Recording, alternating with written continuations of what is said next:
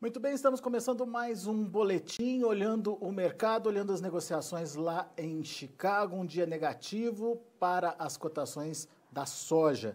Quedas aí de 6 a 8, quase 9 pontos nos principais vencimentos. O mercado está olhando o clima nos Estados Unidos nesse momento em que a lavoura passa aí pelo desenvolvimento pleno, enfim, pela consolidação da safra que está em desenvolvimento. E por isso o clima tem aí o seu valor, tem aí a sua importância. A gente vai conversar agora com o Cristiano Palavro, ele é analista de mercado da ARC Mercosul, já está aqui com a gente. O Cristiano, seja bem-vindo, meu caro. Obrigado mais uma vez pela participação conosco aqui no Notícias Agrícolas. O mercado hoje, essa reação negativa, tem a ver com o clima ou tem outros fatores aí também ajudando nessa questão dos preços lá em Chicago, Cristiano? Boa tarde, Alexandre. Prazer em falar com vocês novamente aí do Notícias Agrícolas. Obrigado pelo convite. Sempre bom estar aqui trocando essa ideia. Bom, Alexandre, como a gente vinha conversando, né, anteriormente, o mercado, digamos assim, pensando no curto e médio prazo, está bastante ligado a esse encerramento da safra americana, né? A gente fala encerramento porque a gente está se aproximando da colheita, mas é claro que o clima ainda é importante nesses próximos dias, próximas semanas, para ver como realmente vai ser esse final da safra, como a gente vai ter essas produtividades ao final. Um destaque importante hoje, eu diria, foi uma mudança até significativa na atualização dessa tarde, especialmente no modelo americano de análise climatológica, o GFS, adicionando mais chuvas, especialmente entre os dias ali 28 de agosto e 5 de setembro, para o coração do cinturão agrícola, para Iowa, para Illinois, uma mudança até expressiva, e isso pode sim explicar um pouco desse movimento de queda observado hoje. A gente viu o mercado, desde a semana passada, adicionando o prêmio climático novamente, um pouco tarde até para uma adição tão significativa de prêmio climático, mas é claro que a própria chegada do vendaval dá uma movimentada nos ânimos dos operadores, né? E a gente sabe que Iowa também está perdendo sua safra em função de seca, e não é só Iowa, tem outras regiões que também estão sendo impactadas, mas de certa forma a gente chega perto de uma conclusão da safra americana e precisaríamos aí de mais uma sessão de chuvas generalizadas para que a safra se conclua dentro de bons índices. A gente sabe que desde o começo os índices de lavouras boas, excelentes, que todo mundo acompanha semanalmente, eles estão bem acima, fora Iowa, né, digamos assim, a maior parte das regiões estão muito boas. Isso dá sinais que as produtividades poderiam aumentar ainda mais do que foi publicado no relatório do USDA agora em agosto. Mas é claro que esse tempo seco nesses últimos dias, somados a alguns prejuízos causados pelo vendaval, especialmente no milho, já diminui essa sensação de que a safra pode ficar ainda maior do que já é. Mas não podemos negar uma safra de 120 milhões de toneladas de soja e uma safra próxima de 390 milhões de toneladas de milho. Esse número pode diminuir, mas vamos dizer que seja ainda 370, 375, ainda é uma safra bem significativa, especialmente porque a gente sabe que a demanda pelos produtos americanos, seja no mercado interno quanto no mercado externo, ainda não é forte e altas na produção vão certamente cair diretamente para estoques, né? Cristiano, olhando basicamente essa informação que você trouxe, de uma mudança no clima e que deve acontecer lá na primeira semana de setembro, principalmente. Até lá, a gente tem aí de uma semana até 10 dias aí ainda de clima seco nos Estados Unidos. Pode ser um problema ou a chuva voltando nesse momento, nesse período, resolve tudo? Não, na verdade, sim, a chuva voltando nessa última semana de agosto, nesse início de setembro, ela resolve boa parte do problema, sim. Mas é claro que a gente tem algumas regiões bastante sensíveis, e volto a destacar, o estado de Iowa apresenta algumas regiões já em estágio 3, né, da classificação de seca, né, que seria seca extrema já. Então, essas regiões certamente já estão com as produtividades afetadas. Uma chegada de chuvas agora, ela vai minimizar esse problema ou estancar essa piora, mas já não vai ter uma produtividade tão boa em Iowa como a gente viu no ano passado. Isso que ano passado não foi um ano tão bom, né? Mas, assim, a chegada de novas chuvas encerra o problema para grande parte do país. Se a gente pensar nos próximos 5 dias, a gente tem aí volumes acumulados entre hoje e até o dia 25, falando aí de 15 a 25 milímetros. E os maiores volumes são sobre Iowa e Dakotas e o estado de Minnesota. Então, assim, Iowa ainda vai receber mais chuvas do que Illinois, do que outras regiões ali do cinturão agrícola. Quando a gente olha a semana seguinte, Alexander, 25 a 30 de agosto, já melhora bastante o quadro de chuvas, inclusive voltando a chover de forma significativa sobre Iowa. E aí, quando a gente olha realmente nessa primeira semana de setembro, aí os volumes são mais significativos, sim. Se essas previsões se confirmarem, eu diria que a safra tem grandes chances de estancar os problemas de seca que já aconteceram até agora, e aí a gente ter, sim, uma melhora no quadro geral. Muito bem. Cristiano, o pessoal do ProFarmer está rodando os Estados Unidos. Enfim, ontem eles começaram a analisar o que pode acontecer com o Iowa. Enfim, o mercado está muito atento aí às informações que podem sair, porque as especulações são grandes, até que ponto a região foi afetada ou não, até que ponto a produção e a produtividade podem ter sido afetadas, no caso específico da soja. No caso do milho, a gente viu realmente bastante lavoura deitada lá, que vai complicar um pouco a questão da produção e da produtividade, mas para a soja especificamente, podemos ter alguma surpresa positiva aí? Qual a expectativa de vocês na ARC e principalmente com as primeiras informações que estão saindo lá, que estão chegando lá do ProFarmer? Olha, assim, uma positiva, eu não diria que a gente pode ter uma notícia tão positiva. Digamos que seria uma notícia menos negativa do que alguns estão apostando. Uma situação de ventos fortes, um vendaval como aconteceu no início da semana passada, logicamente que eles afetam muito mais as lavouras de milho do que de soja, em função da característica da planta. A soja, eu diria que em Iowa está sendo muito mais afetada a sua produtividade por problema seca do que propriamente desse efeito dos vendavais. O ProFarmer já concluiu a sua passagem por lá nos distritos 1, 4 e 7, né, que eles fazem uma divisão de distritos lá. E os números não são nada graves, assim, digamos, a contagem de vargens até as produtividades esperadas para o milho são aí entre 10 a 15 bushels por acre menores que a média dos últimos 3 anos, mas não é nada catastrófico, né? Agora sim, Alexandre, tem alguma dúvida também em relação, a gente estava conversando com a nossa equipe de Chicago hoje, existem algumas dúvidas sobre qual vai ser o procedimento que os técnicos do ProFarmer vão adotar em relação a essas áreas que estão tombadas, por exemplo. Porque se você faz a medição de produtividade numa área que está razoavelmente ali inteira, ela vai refletir uma produtividade até dentro da normalidade, afetada, claro, pela seca. Agora, a quantificação do número de hectares que vai deixar de ser colhido em função desse problema, ainda está difícil de quantificar. Como a região, uma grande região for afetada, os mapas de satélite não conseguem dar uma precisão de quanto foi afetado. Por mais que o ProFarmer Tour seja bem robusto, ele também não consegue ter uma visão tão ampla para quantificar exatamente quantos hectares vão ser afetados. O que vai acontecer é que o USDA, através do NAS, né, já informou que eles vão fazer uma recontagem de hectares, vai mudar a área colhida nos Estados Unidos, mas isso só em setembro. Então, eu acredito que lá em setembro, aí sim a gente vai ter um número um pouco mais sólido, mais consistente do que efetivamente foi afetado pelo vendaval. Como também o episódio é recente, as seguradoras, os sinistros foram acionados, e isso está sendo feito agora, essa avaliação, né? Isso não é da noite para o dia. Então, assim, para a gente ter mais noção sobre o efeito real, eu acredito que só a partir de setembro, com o avanço dos novos relatórios do USDA. Então, assim, eu diria que tem mais dúvida do que certeza ainda sobre os efeitos.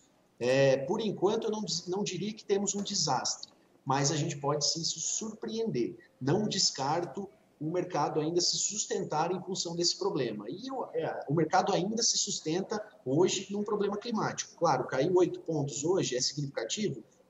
Mas a adição de prêmios climáticos que a gente teve desde a semana passada ainda é robusta e o mercado ainda não vai cair significativamente até que a gente não veja aí uma situação diferente do que está apontado hoje. Só para entender direitinho isso que você colocou sobre a metodologia, a contagem do ProFarmer é vargens por metro quadrado, né? Ele Sim. não consegue dar uma dimensão, então, de quantos metros quadrados ou quantos quilômetros, enfim, foram destruídos e, por isso, prejudica a análise final. É isso, Cristiano? Isso, e o efeito também sobre o milho, porque vamos pensar uma lavoura de milho que foi afetada pelo vento e tombou essa lavoura, vai ter uma dificuldade de colheita, vai ter uma dificuldade de secagem desse milho, de conclusão desse milho para chegar na colheita. Se você faz a avaliação em parcelas, né, em uma amostra, em lotes de um milho que está ali com as plantas normais, enfim, você pode sim ter um impacto, mas não vai refletir zero produção. Eles não vão chegar numa área que essa área não vai se desenvolver mais, porque as plantas foram danificadas, essa área não vai conseguir ser colhida, ou vai ser colhida para silagem, então essa área não vai entrar na soma, vai ser uma área de zero produtividade, né? Então ainda falta clareza de qual é a metodologia que o ProFarmer vai usar para definir a média de produtividade do estado de Iowa. Como que ele vai colocar esses hectares que vão deixar de ser colhidos dentro dessa média de produtividade, entende? Perfeito. Então, assim, do que será colhido, a produtividade não foi tão afetada. Mas e o que não vai ser colhido? Como que isso vai entrar no número já, agora, amanhã, no ProFarm? Então, essa é a dúvida que ainda resta no mercado e que é talvez a dúvida mais aguardada para essa semana. Muito bem. Cristiano, diante dessas informações de que o clima está modificando, a gente pode ver novas quedas em Chicago? Olha, dentro de uma tendência normal, vamos falar assim, uma sazonalidade normal do mercado, a gente acredita que o mercado perca força a partir aí de meados de setembro, as colheitas já começam mais ao sul do país, então a oferta começa a aumentar. Então, sim, existe uma tendência sazonal de preços perdendo força, especialmente a partir de 15 de setembro. Mas a gente tem uma realidade hoje um pouco diferente. Voltamos a colocar prêmio climático sobre a safra americana. As chuvas, tem uma sinalização de retorno das chuvas? Tem, mas a gente está falando ainda de mapas de acima de 10 dias, 15 dias, que ainda precisam de maior confiabilidade. Até porque quando a gente olha o volume e a localização dessas chuvas nos diferentes modelos, sim, existe uma convergência de que vai melhorar. Existiu uma melhora nesses últimos 3 dias, mas ainda existem divergências entre os modelos em relação a volume. Então, o mercado ainda não vai perder força até ter certeza ou maiores certezas de que essas chuvas vão sim ocorrer ou não. A demanda ainda pode influenciar no preço? Com certeza, com certeza. A demanda de soja americana já começa a se estabilizar um pouco mais, o chinês está comprando um pouco mais nos Estados Unidos, isso é natural, já que a soja brasileira já não está mais disponível, né? A gente já tem um mercado muito enxuto aqui internamente, a gente já tem indústrias brasileiras pagando 6%, 10% a mais do que a paridade de exportação para originar o grão que resta. Então, agora a opção dos chineses é o mercado americano. Mas é interessante salientar que a demanda por soja 2021 e a soja 2022 no Brasil surpreende bastante. Como a gente falava antes de começar a entrevista, aqui em Goiás, por exemplo, nós começamos com ofertas aí na segunda-feira para a soja 2021 na casa aí de R$ 98, R$ 99 reais, e estamos encerrando a semana com ofertas entre R$ 105 a R$ 107 reais para 2021. Então, é uma diferença muito grande num curto espaço de tempo. E isso mostra que, claro, o dólar ajudou um pouquinho para isso, Chicago deu aquela melhorada, mas a gente vê que os prêmios também estão firmes e prêmios refletem muito mais a questão de oferta e demanda, né? Então, é uma soma de fatores que coloca um movimento muito positivo para o produtor brasileiro e coloca mais um sinal de alerta aí para os consumidores, né, desses grãos brasileiros, que eu acho que esse ano, tanto no milho quanto na soja, volta aí a trazer essa importância do mercado consumidor interno também ter uma antecipação de compras mais robusta, né, com contratos aí mais robustos, para se garantir, né, não ficar dependendo só, especialmente no milho, daquela compra da mão para a boca, né? É uma coisa que está ficando cada vez mais difícil para o consumidor final garantir o seu suprimento através dessa estratégia. Imagino que essa compra antecipada esteja sendo feita basicamente de forma mais robusta aí pela China. Isso Sim. pode ser um alerta também nas entrelinhas, digamos, de que a China está se preparando para uma condição de retorno do conflito, ou retorno da guerra comercial com os Estados Unidos, Cristiano? Acredito que sim, viu, Alexander? Porque esse conflito nunca terminou, né? Desde o acordo assinado em janeiro, a China está comprando somente o que ela necessita, né? A gente vê, sim, que teve um movimento mais intenso lá no começo do acordo, principalmente no mês de dezembro do ano passado, quando o acordo foi anunciado, né? Mas depois a China se concentrou totalmente no mercado brasileiro durante a nossa janela de exportação e voltou ao mercado americano a hora que enxugou a oferta no Brasil. Então ele não dá sinais de que realmente está querendo muito cumprir esse acordo que foi firmado lá no começo do ano. Então eles estão comprando o que eles precisam. Essa antecipação de compras tão robusta que a gente está vendo para 2021 e 2022, claro, primeiro é porque os preços estão interessantes e o produtor se sente seguro em antecipar essas vendas dentro desses níveis de preço. Mas mostra também que a demanda está bastante acelerada, a China está comprando tudo que consegue, que pode. Eu diria sim, na minha visão, de que a China se prepara para uma situação, uma relação mais deteriorada com os americanos. O encontro que era para ocorrer nesse fim de semana sendo cancelado, o Trump nessas jornadas de campanha dele aí pelos estados americanos, ele tem reiterado essa agressividade em relação aos chineses, seja por briga comercial, seja por Covid-19. Então, a situação não está melhorando, né? A gente vê que não existe uma animosidade nessa relação. Parece que cada vez fica pior. E essa recente melhora do Trump, por exemplo, nas pesquisas, a gente sabe que o Trump ele teria um embate mais duro com a China. A tendência é que o Trump tenha esse embate, se ganhar as eleições, mais duro com a China, enquanto o Biden seria algo mais moderado. Então, se o Trump realmente reverter essa tendência negativa que ele viveu durante a Covid e caminhar para uma nova vitória nas eleições, eu diria que sim, a gente tem uma grande chance de as relações se deteriorarem ainda mais. Muito bem. Cristiano Palavra, meu caro, muito obrigado pela participação. Vamos ficar de olho no clima, então, que vai ser um fator determinante para dar rumo aí para os preços nas próximas sessões, certo? Certo, isso mesmo. Agradeço novamente o convite. A RC está sempre à disposição aqui do Notícias Agrícolas. Grande abraço, meu caro. Até a próxima. Grande abraço a todos. Tá aí, Cristiano Palavra, analista de mercado da ARC Mercosul, conversando aqui com a gente, analisando o mercado da soja. Mercado que hoje encerrou no vermelho. Vamos ver os preços, vamos ver como estão as negociações lá na Bolsa de Chicago, nesse finalzinho de negociação dessa quinta-feira. Novembro, 9 dólares e 5 centos por bushel, perdendo 8 pontos mais 75. O março, perdendo 8 pontos a 9 dólares e 13, se aproximando, portanto, dos 9 dólares aí. O maio, 9 dólares e 17, queda de 6 pontos mais 75. Julho, 9 dólares e 23, perdendo 6 pontos mais 75 também. O milho teve também um dia negativo para as cotações, mas as quedas foram menores. Como você vê na tela, setembro perdeu meio ponto só, 3 dólares e 24 centos por bushel, dezembro 3 dólares e 39, março 3 dólares e 52 e o maio 3 dólares e 60, todos com quedas aí de meio pontinho. Vamos ver o trigo.